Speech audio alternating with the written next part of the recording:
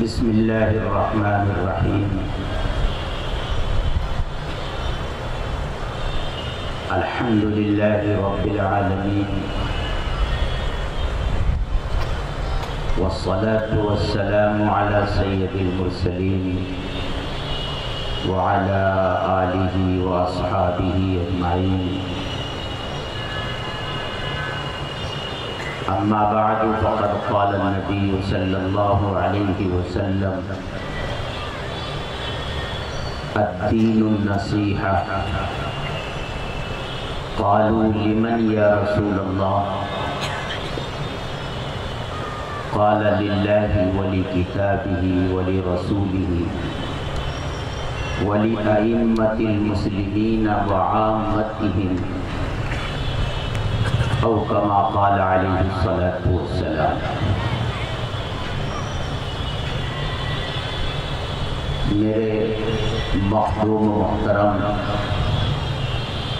حضرت مولانا عبدالعلیم فاروقی صاحب دامت برکاتہم العالیہ اور رفیق محترم، آج کے اس جلسے کی قیادت کرنے والے حضرت مولانا عبداللہ نور صاحب دامت برکاتہم العالیہ،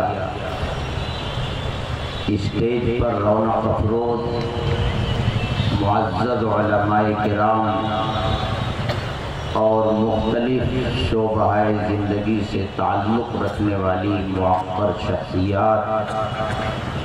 اور سامنے بیٹھے ہوئے بزرگوں اور دوستوں، آج کے اس عظیم الشان اجلاس کا عنوان اسٹیج کے پیچھے بائنر پر آویزاں، اس کے دو حصے ہیں، اصلاح معاشرہ اور تحفظ جمہوریہ۔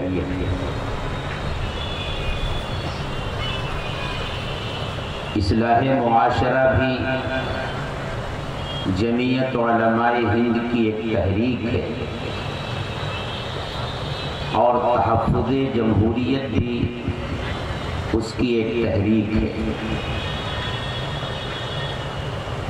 اس وقت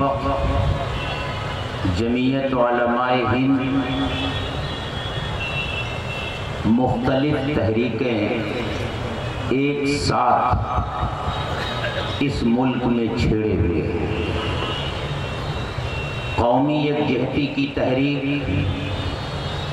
تحفظ جمہوریت کی تحریک، اصلاح معاشرہ کی تحریک، اور جمعیت علماء ہند کی قیادت کا یہ فیضان ہے کہ یہ تینوں تحریکیں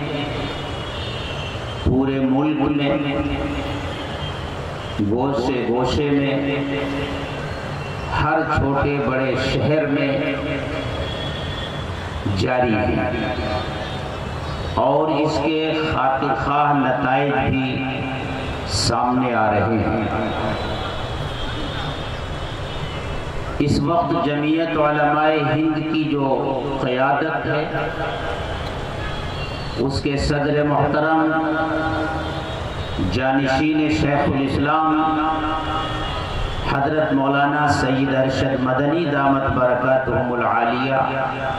اللہ ان کی عمر میں برکت عطا فرمائے اور ان کا سایہ تا دیر ہمارے سروں پر سلامت رکھے۔ بلا شبہ ہندوستانی مسلمانوں کے لیے ہی نہیں بلکہ اس وقت وہ ایک عالمی شخصیت ہے اور دنیا میں مسلمان جہاں بھی بستا ہے، جب کسی بھی مسئلے سے وہ دوچار ہوتا ہے تو اس دنیا میں جن عظیم شخصیات کی طرف مسلمانوں کی نگاہیں اٹھتی ہیں ان میں سب سے پہلی شخصیت جانشین شیخ الاسلام حضرت مولانا سید ارشد مدنی دامت برکاتہم کی ہوتی ہے۔ ہمارے ملک میں جمعیت علماء آج سے قائم نہیں ہے، اس کے دستوری وجود پر 100 سال پورے ہونے جا رہے ہیں، لیکن اس پوری مدت میں ملک میں ایک طبقہ ایسا رہا ہے جس نے جمعیت علماء ہند سے دوری بنائے رکھی اور کسی نہ کسی درجے میں اس سے اختلاف کیا۔ ابھی تک وہ طبقہ حضرت صدر محترم سے پہلے اپنی اسی پرانی روش پر قائم تھا، لیکن آج صورتحال ہے کہ وہ طبقہ بھی جو جمعیت کی خدمات سے متاثر نہیں ہوتا تھا، اس کے کاموں پر بیجا تنقیدیں کرتا تھا اور اس کے سربراہ پر انگلیاں اٹھاتا تھا، آج وہ طبقہ بھی جانشین شیخ الاسلام حضرت مولانا سید ارشد مدنی دامت برکاتہم العالیہ کی قیادت پر، ان کی بصیرت پر، ملک و ملت کے لیے ان کی خدمات پر متفق ہو چکا ہے اور اعتراف کر رہا ہے کہ اللہ نے جو بصیرت، جو جرأت، جو ہمت، جو عزم اور جو حوصلہ حضرت مولانا سید ارشد مدنی دامت برکاتہم کو عطا فرمایا ہے، یہ ان کا ہی حصہ ہے۔ حضرت کی بصیرت کی بات ہے۔ آج آپ کے بنارس میں تحفظ جمہوریت کے عنوان سے یہ عظیم الشان اجلاس منعقد ہو رہا ہے۔ ہم لوگوں نے مہاراشٹر میں 2014 میں 11 جنوری کو آزاد میدان میں حضرت کے حکم سے اسی عنوان سے اجلاس منعقد کیا تھا، جس اجلاس کو کامیاب بنانے کے لیے جمعیت علماء ہند کے جنرل سیکریٹری ہمارے مخدوم محترم حضرت مولانا عبدالعلیم فاروقی صاحب دامت برکاتہم العالیہ بھی بمبئی تشریف لے گئے تھے اور مختلف مقامات پر حضرت کی تقریریں ہوئی تھی اور لوگوں میں ایک جوش، ایک ابال پیدا ہو گیا تھا۔ اس آج سے 4-5 سال پہلے تحفظ جمہوریت کے عنوان سے جو اجلاس منعقد ہوا تھا، اس وقت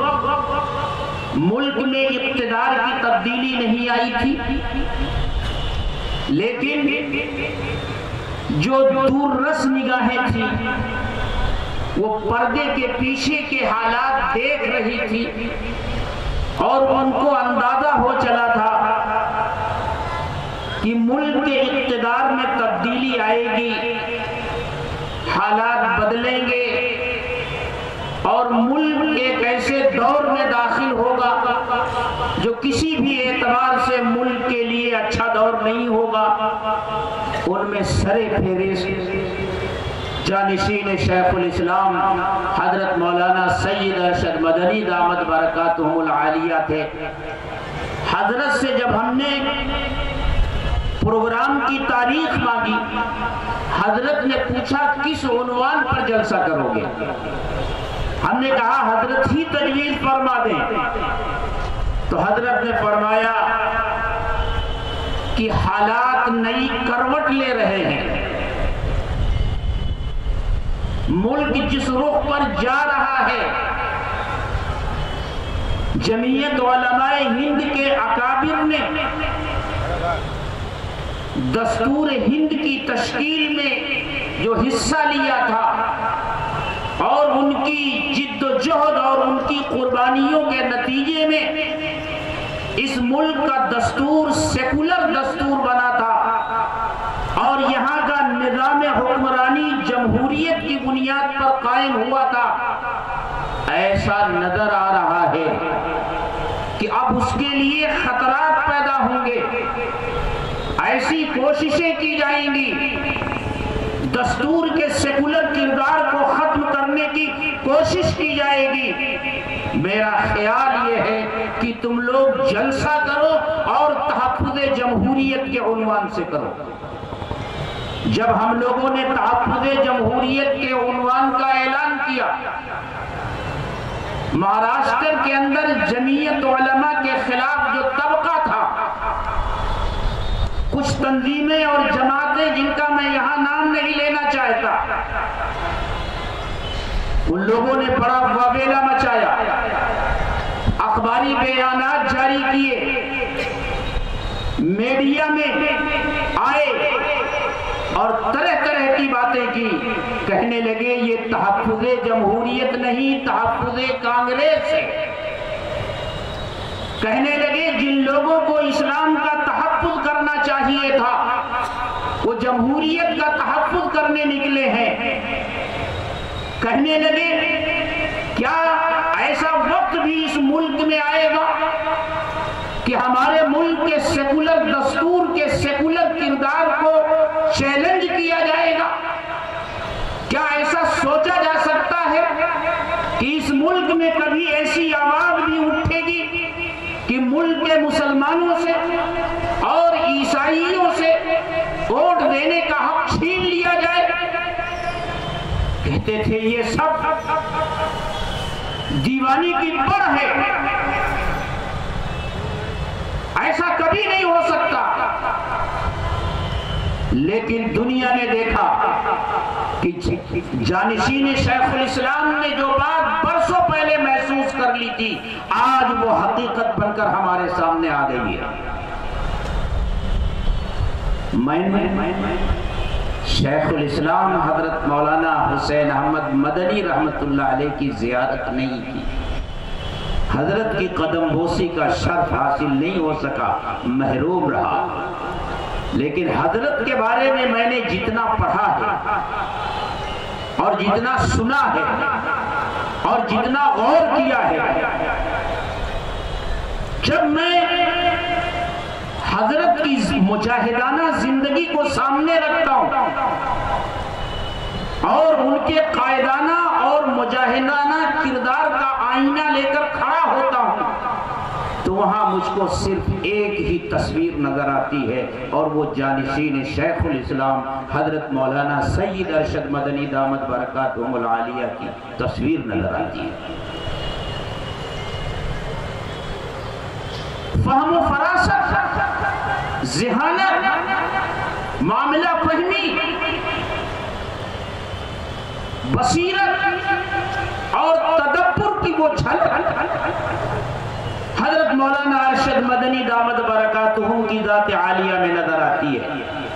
اب اسی مسئلے کو لے لیجئے، ایک مثال دیتا ہوں۔ جب ملک کی تقسیم کا مسئلہ زوروں پر تھا، مسلم لیگیوں نے آسمان سر پر اٹھا رکھا تھا، اور مسلم لیگ کے ساتھ جڑنا اسلام کی نشانی قرار پا چکا تھا۔ جمعیت علماء کے اکابر کو ہندوؤں کا پٹھو، ہندوؤں کا دلال اور ملت کے ساتھ دھوکہ کرنے والا اور دغاباز کہا جا رہا تھا، اور شیخ الاسلام کے ساتھ جو کچھ لوگوں نے کیا وہ تو تاریخ میں موجود ہے۔ شیخ الاسلام نے اپنی ایک تقریر میں فرمایا کہ اے لوگو، تم یہ سمجھتے ہو کہ ملک جب تقسیم ہوگا تو تمہیں پورا پنجاب مل جائے گا، تم یہ سمجھتے ہو پورا بنگال مل جائے گا، تم یہ سمجھتے ہو تمہیں آسام مل جائے گا۔ ایسا نہیں ہوگا، پنجاب بھی بٹے گا، بنگال بھی بٹے گا، آسام تمہیں نہیں ملے گا، تمہیں اس ملک کے مشرق اور مغرب میں زمین کے دو ٹکڑے ملیں گے، جو 24 سال سے زیادہ متحد نہیں رہ سکیں گے۔ کتنے دن؟ 24 سال سے زیادہ متحد نہیں رہ سکیں گے۔ اس مرد قلندر نے کیا بات کہی تھی؟ 24 سال سے زیادہ متحد نہیں رہ سکیں گے۔ غور کیجئے، 71 کی جنگ ہوتی ہے اور مشرقی پاکستان بنگلہ دیش بنتا ہے، ٹھیک 24 سال کے بعد یہ دونوں حصے الگ ہو جائیں۔ مرد قلندر ہرچ گوئے دیدہ گوئے، اسی بصیرت کی جھلک جانشین شیخ الاسلام کی زندگی میں نظر آئی، جب لوگ سوچ نہیں سکتے تھے کہ ایسا وقت بھی آئے گا، ایسا دور بھی آئے گا کہ ملک کے دستور کے سیکولر کردار کو چیلنج کیا جائے گا اور اس کی جگہ پر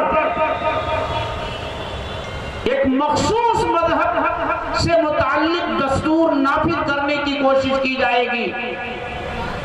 اور ایسی باتیں بھی کہی جائیں گی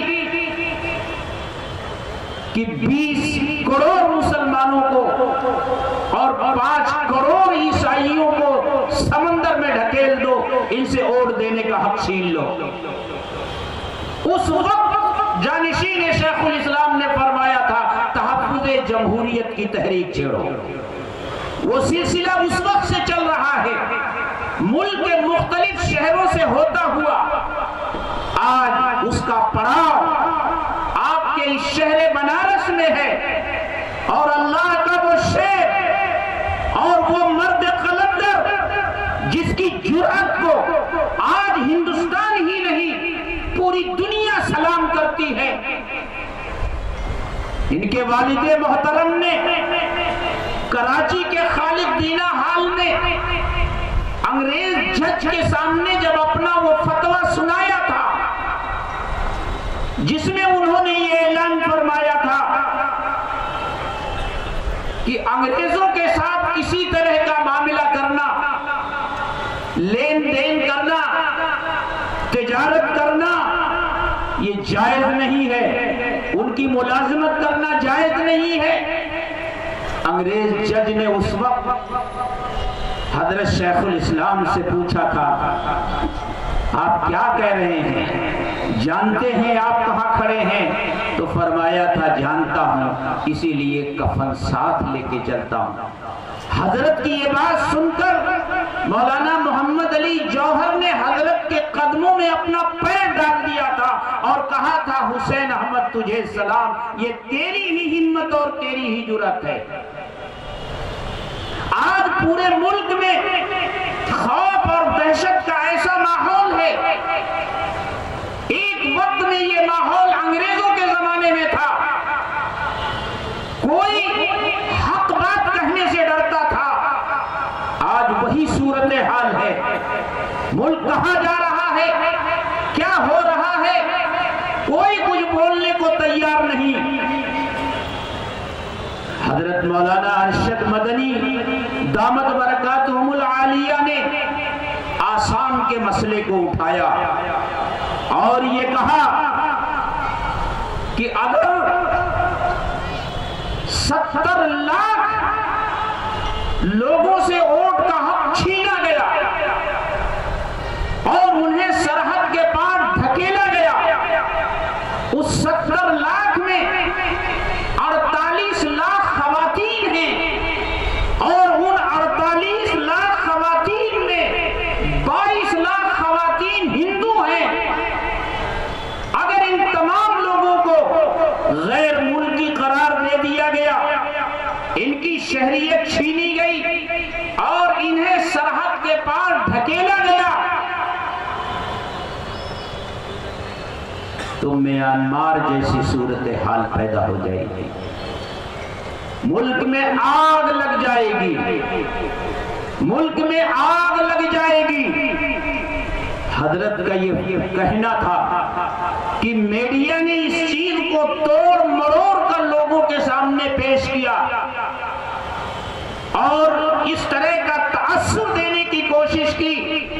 کہ مولانا ارشد مدنی تو ملک میں آگ لگانے کی بات کر رہے ہیں۔ میڈیا والوں نے جب حضرت سے پوچھا کہ حضرت آپ نے یہ بات کہی ہے، تو اس مرد قلندر نے کہا ہاں کہی ہے، کہتا ہوں اور کہتا رہوں گا۔ میں نے کیا غلط بات کہی ہے؟ 70 لاکھ انسانوں کو اگر سرحد کے پار ڈھکیلا جائے گا، 48 لاکھ عورتوں کو ڈھکیلا جائے گا، تو کیا یہ لوگ خاموشی سے یہاں سے چلے جائیں گے؟ کیا صورتحال بنے گی؟ میں نے یہ نہیں کہا ہے کہ میں ملک میں آگ لگا دوں گا، میں نے یہ کہا ہے کہ جو لوگ ایسا کر رہے ہیں وہ ملک کو آگ لگا رہے ہیں۔ یہ ہمت و جرأت اور یہ بے باکی اور یہ شان بے نیازی آج حضرت مولانا سید ارشد مدنی دامت برکاتہم العالیہ کا ہی حصہ ہے۔ تو تحفظ جمہوریت کی تحریک ہو، قومی یکجہتی کی تحریک ہو، قومی یکجہتی کی تحریک جب چھیڑی گئی تھی، جب ملک میں اقتدار میں تبدیلی آئی تھی، ہوا کے رخ بدلنے لگے تھے اور فضا میں نفرت کے دھوئیں اٹھنے لگے تھے، اس وقت دیوبند کے اندر منتظمہ کا اجلاس بلا کر جانشین شیخ الاسلام نے اعلان فرمایا تھا کہ اے لوگوں، نفرت کی اس دیوار کو گرانا ہوگا۔ اگر نفرت کی یہ دیوار یوں ہی اونچی ہوتی چلی گئی اور فرقہ پرست اپنے ناپاک اور مذموم مقاصد کو حاصل کرنے میں کامیاب ہو گئے، تو اس ملک کے جو اعلیٰ اقدار ہیں وہ سب ختم ہو جائیں گے، یہاں کی صدیوں پرانی روایات ختم ہو جائیں گی، آپس کا پیار و محبت ختم ہو جائے گا، اور مذہب کی بنیاد پر اور دھرم کی بنیاد پر انسانوں کو بانٹ دیا جائے گا، اور اس سے مقصد صرف اقتدار حاصل کرنا اور اقتدار کی کرسیوں پر جمے رہنا ہوگا۔ حضرت نے علماء کو للکارا، اہل مدارس کو للکارا کہ اپنے مدرسوں میں اس طرح دروازے اور گیٹ بند کر کے مت بیٹھو، کھولو مدرسے کے دروازے کو۔ اپنے جلسوں میں اب تک تم علماء کرام کو بلاتے رہے ہو، اپنے مسلمان بھائیوں کو بلاتے رہے ہو، اب اپنے جلسوں میں، اپنے پروگراموں میں غیر مسلم بھائیوں کو بھی بلاؤ اور انہیں بتاؤ کہ ہم ان مدرسوں میں کیا کرتے ہیں۔ یہ مدرسے دہشت گردی کے اڈے نہیں ہیں، ان کے ذہن کو مسموم کر دیا گیا ہے، ان کے ذہنوں میں نفرت بھر دی گئی ہے، ان کو قریب لانے کی کوشش کرو۔ قومی یکجہتی کے عنوان سے،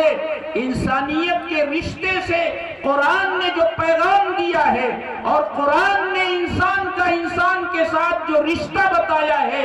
اور اللہ کے رسول صلی اللہ علیہ وسلم نے اللہ کی مخلوق کے ساتھ رحم و کرم اور مدد اور تعاون کا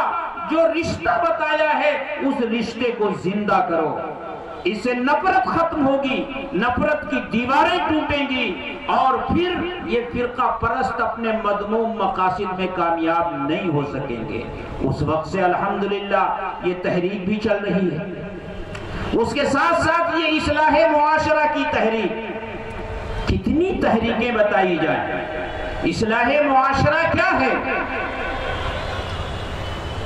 معاشرہ افراد سے بنتا ہے۔ انسان اللہ کی ایسی مخلوق ہے جو مدنی الطبع ہے، یہ جانوروں کی طرح جنگل میں رہنا پسند نہیں کرتے، یہ آبادیوں میں رہتے ہیں، بستیوں میں بستے ہیں، ان کا اپنا ایک خاندان ہوتا ہے، ایک کنبہ ہوتا ہے، ایک قبیلہ ہوتا ہے، ایک بستی ہوتی ہے، اور اس کنبے، قبیلے اور خاندان میں جتنے افراد ہوتے ہیں وہ رشتے کی زنجیر سے جکڑے ہوئے ہوتے ہیں، اور شریعت اسلامیہ نے ہر رشتے کا ایک حق بیان کیا ہے۔ ماں باپ کا کیا حق ہے اولاد پر، اولاد کا کیا حق ہے والدین پر، بھائی کا کیا حق ہے بھائی پر، بھائی کا کیا حق ہے بہن پر، بہن کا کیا حق ہے بھائی پر، اور اسی طرح شوہر کا کیا حق ہے بیوی پر، بیوی کا کیا حق ہے شوہر پر، اور پڑوسی کا کیا حق ہے پڑوسی پر، رشتہ دار کا کیا حق ہے رشتہ دار پر، سفر کرنے والا مسافر ہے تو پڑوس میں سیٹ پر بیٹھنے والے مسافر کا کیا حق ہے ایک دوسرے کے اوپر۔ ایک جگہ دو شخص ملازمت کرتے ہیں، اس ملازمت کے سلسلے میں جب وہ آفس میں ہوتے ہیں تو ایک کا دوسرے کے اوپر کیا حق ہے، ان حقوق کی تفصیلات شریعت نے بیان کی ہے، قرآن نے بیان کی ہے، اللہ کے رسول صلی اللہ علیہ وسلم نے بیان کی ہے۔ انہی حقوق کی صحیح طور سے ادائیگی ہوتی رہے تو آپ سمجھیے معاشرے کی اصلاح ہوگی۔ انہی حقوق میں خلل پڑتا ہے تو معاشرہ بگڑتا ہے، رشتوں کا احترام اٹھتا ہے، ماں باپ کا مقام اور مرتبہ اولاد کی نگاہ میں گھٹتا ہے، اور والدین اولاد کے حقوق سے پہلو تہی کرتے ہیں۔ شوہر بیوی کے حق کو نہیں پہچانتا، بیوی شوہر کے حق کو نہیں پہچانتی، پڑوسی پڑوسی میں جھگڑا رہتا ہے۔ کاروبار میں دو آدمی اگر پارٹنر ہیں تو ان میں آپس میں ایک دوسرے کے اوپر اعتماد اور بھروسہ نہیں رہ جاتا، ایک دوسرے سے نظر بچا کر کے فائدہ حاصل کرنے کی کوشش کرتا ہے۔ انہی حقوق کی پامالی کا نام ہے فساد معاشرہ، اور انہی حقوق کی رعایت ہوتی رہے تو یہی ہے اصلاح معاشرہ۔ اولاد والدین کے حق کو جاننے والی اور ان کے حق کو ادا کرنے والی بن جائے، والدین اولاد کے حقوق کو جاننے والے اور ان کے حقوق کو ادا کرنے والے بن جائیں، شوہر بیوی کے حق کو جانتا ہو، بیوی شوہر کے حق کو جانتی ہو، اور ایک دوسرے کے حق کی رعایت کرتے ہوئے وہ زندگی گزارنے والے بن جائیں تو یہی ہے معاشرے کی اصلاح۔ جمعیت علماء کی ایک تحریک یہ بھی ہے۔ اب آپ مجھ سے پوچھیں گے جمعیت علماء کیا کیا کام کر رہی ہے؟ آپ کہہ رہے ہیں تحفظ جمہوریت اس کی تحریک، آپ کہہ رہے ہیں اصلاح معاشرہ اس کی تحریک، آپ کہہ رہے ہیں کہ قومی یکجہتی اس کی تحریک، اور اگر آپ کو ہم اجازت دیں تو آپ کہیں گے ملک و ملت کی تعمیر اس کی تحریک، تحفظ عقائد اس کی تحریک، دینی تعلیم کا فروغ اور اس کی نشر و اشاعت اس کی تحریک۔ یقیناً آپ یہ سوال کر سکتے ہیں اور میرا جواب ہوگا ہاں، یہ سب جمعیت علماء کی تحریکیں ہیں۔ جمعیت علماء کے یہ وہ اغراض و مقاصد ہیں جو اس کے دستور اساسی کی پیشانی پر چھپے ہوئے ہیں، اور ہمارے صدر محترم نے جمعیت علماء کے اوپر ایک جو بہت بڑا احسان کیا ہے اور جمعیت علماء کی حیثیت کو جس طرح اجاگر کیا ہے، میں بلا کسی تردد کے یہ بات کہہ سکتا ہوں کہ جمعیت علماء کی وہ حیثیت اکثر لوگوں کی نگاہوں میں اب تک نمایاں نہیں تھی، اوجھل تھی۔ جمعیت علماء کے تمام سابق صدور کی عظمتوں کا اعتراف کرتے ہوئے میں یہ بات کہنے کی جرأت کرتا ہوں کہ جانشین شیخ الاسلام حضرت مولانا سید ارشد مدنی دامت برکاتہم العالیہ نے جمعیت علماء ہند کی اس حیثیت کو جس طرح اجاگر کیا ہے، ماضی میں اس کی حیثیت کو اس طرح کبھی اجاگر نہیں کیا جا سکتا، اور وہ یہ ہے کہ جمعیت علماء کوئی سیاسی جماعت نہیں ہے، یہ ایک مذہبی جماعت ہے، اور جمعیت علماء جو بھی کام لے کر چلتی ہے اس کی گہرائی قرآن و سنت میں ہوتی ہے۔ قرآن و سنت کے نصوص سے استنباط کر کے، استخراج کر کے، اپنی فہم و بصیرت کی بنیاد پر جمعیت علماء وہ تحریکیں چھیڑتی ہے اور چلاتی ہے۔ ملک کی آزادی سے لے کر متحدہ قومیت کے اعلان کے ساتھ ساتھ ملک کی تقسیم کے بعد اس ملک میں بچنے والے مسلمانوں کے حوصلوں کو بڑھانے کے لیے، مدارس کی حفاظت کے لیے، مساجد کی تحفظ کے لیے، اوقاف کے تحفظ کے لیے جمعیت علماء نے جو بھی قدم اٹھائے ہیں، اور آج بھی جمعیت علماء جو قدم اٹھا کر آگے چل رہی ہے، چاہے وہ تحفظ جمہوریت کا مسئلہ ہو، وہ اصلاح معاشرہ کا مسئلہ ہو، وہ قومی یکجہتی کا مسئلہ ہو، میرے دوستو اس کی بنیادیں قرآن و سنت میں موجود ہیں۔ علماء اس کو اچھی طرح جانتے ہیں، یہ کوئی اپنے ذہن کی اپج نہیں ہے، اس کی بنیادیں قرآن و سنت میں موجود ہیں۔ یہ تحریک جمعیت علماء چھیڑے ہوئے ہے۔ مجھے بتاؤ، اگر جمعیت علماء مذہبی جماعت نہ ہوتی اور اس کے پلیٹ فارم سے کیا جانے والا کام مذہبی کام نہ ہوتا، دین کا کام نہ ہوتا، تو وہ شیخ الاسلام جنہوں نے مسجد نبوی میں 17 سال تک درس دیا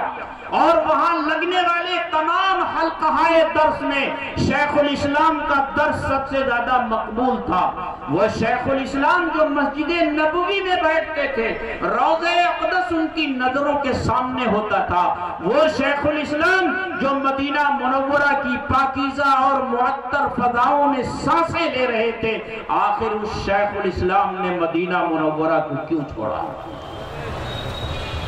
وہاں کے درس حدیث کو کیوں چھوڑا؟ مسجد نبوی کی نمازیں کیوں چھوڑی؟ روضہ اقدس کا جوار کیوں چھوڑا؟ مدینہ منورہ کی پاکیزہ اور معطر فضاؤں کو کیوں چھوڑا؟ اگر جمعیت علماء کے پلیٹ فارم سے کیا جانے والا کام دین کا کام نہ ہوتا، دین کا اہم تقاضا نہ ہوتا، تو شیخ الاسلام کے بارے میں یہ تصور نہیں کیا جا سکتا کہ وہ جمعیت علماء کے پلیٹ فارم سے ہونے والے کام کے لیے ایسی اہم چیزوں کو چھوڑ دیتے۔ لیکن شیخ الاسلام نے اسے چھوڑا، مدینہ چھوڑ کر ہندوستان میں رہنے کا فیصلہ کر لیا۔ خود لکھتے ہیں نقش حیات میں، میرا ارادہ تھا کہ میں شیخ الہند کو ہندوستان پہنچا کر واپس ہو جاؤں گا، لیکن یہاں پہنچنے کے بعد شیخ الہند بیمار ہو کر مالٹا سے آئے تھے اور پھر زیادہ دنوں تک وہ زندہ نہ رہے۔ میں نے دیکھا کہ شیخ الہند کا چھوڑا ہوا ادھورا کام ملک میں موجود ہے، تو میں نے یہی رہنے کا فیصلہ کر لیا۔ اگر یہ دین کا کام نہ ہوتا، اہم کام نہ ہوتا، تو اس کام کے لیے وہ کیسے چھوڑتے؟ اور دیکھیے آج مولانا ارشد مدنی دامت برکاتہم العالیہ عمر کی جس منزل میں ہے، بیماری ہے، مسلسل سفر کر رہے ہیں، اچھے تندرست اور نوجوانوں کے آزا جواب دے جاتے ہیں۔ ابھی میں حضرت کے ساتھ کوکن کے علاقے میں تھا، بمبئی سے 5 گھنٹے کا سفر روڈ کے ذریعے، اور وہ بھی روڈ کہاں کا؟ کوکن کے علاقے کا پہاڑی راستہ، روڈ ٹوٹی ہوئی، بل کھاتی ہوئی سڑک، گاڑی ادھر مڑ رہی ہے، ادھر لڑھک رہی ہے، اس طرف کروٹ ہو رہی ہے۔ ہم لوگ تھک کر چور ہو گئے، لیکن جانشین شیخ الاسلام کے چہرے پر وہی بشاشت، وہی تازگی ہم نے دیکھی۔ یہ کیا ہے؟ تو میرے دوستو، میں نے ایک حدیث پڑھی ہے، اللہ کے رسول صلی اللہ علیہ وسلم نے ارشاد فرمایا، الدین النصیحہ، دین سراسر خیر خواہی کا نام ہے۔ صحابہ نے پوچھا، اے اللہ کے رسول، کس کی خیر خواہی؟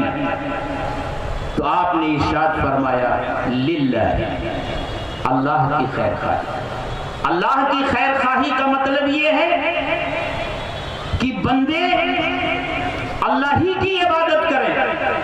اللہ کے حقوق کو ادا کریں، شرک سے بچیں، کفر سے بچیں، عقائد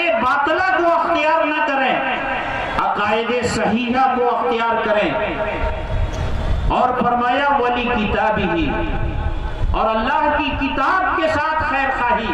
اللہ کی کتاب کے ساتھ خیر خواہی کیا؟ اللہ کی کتاب کو دستور زندگی بنائیں، اس کی ہر طرح کی خدمت کریں، اللہ کی کتاب کو لفظاً اور معناً عام کرنے کی کوشش کریں۔ ولی رسولہ، اور اللہ کے رسول کے ساتھ خیر خواہی کہ اللہ کے رسول صلی اللہ علیہ وسلم کی زندگی کو اسوہ بنا کر کے، نمونہ بنا کر کے، اور آپ کو اپنا مقتدی اور رہبر مان کر، اللہ کا رسول اور اللہ کا نبی مان کر، آپ جس طریقے کی طرف امت کی رہنمائی کرتے ہیں، امت اس طریقے پر چلنے والے بنے۔ اور کس کے لیے؟ ولی ائمۃ المسلمین، اور مسلمانوں کے جو سردار ہیں، ان کے جو امام ہیں، ان کی خیر خواہی کہ اگر وہ راستے سے ہٹتے ہیں انہیں سیدھے راستے پر لانے کی کوشش، انہیں صحیح راستہ بتانے کی کوشش، ان کا قبلہ درست کرنے کی کوشش، اور عام مسلمانوں کے ساتھ خیر خواہی۔ آپ جمعیت علماء کی پوری تاریخ پڑھ لیجیے، ملک کی آزادی سے لے کر کے اور آج اس تحفظ جمہوریت کی تحریک چلنے تک کی پوری تاریخ پڑھ لیجئے۔ جمعیت علماء کی یہی تاریخ ہے۔ الدین النصیحہ۔ قالوا لمن یا رسول اللہ؟ قال للہ ولرسولہ، قال للہ ولکتابہ ولرسولہ ولأئمۃ المسلمین وعامتہم۔ مجھ سے اگر کوئی یہ کہے جمعیت علماء کی تاریخ بیان کرو، اس کی خدمات بیان کرو، اور اس کے خدمات کے کتابچے پر سرے ورق پر کوئی آیت یا کوئی حدیث لکھو، تو میں یہ مشورہ دوں گا لکھنے والوں کو کہ لکھ دو الدین النصیحہ۔ قالوا لمن یا رسول اللہ؟ قال للہ ولکتابہ ولرسولہ ولأئمۃ المسلمین وعامتہم، او کما قال علیہ الصلاۃ والسلام۔ وآخر دعوانا الحمد للہ۔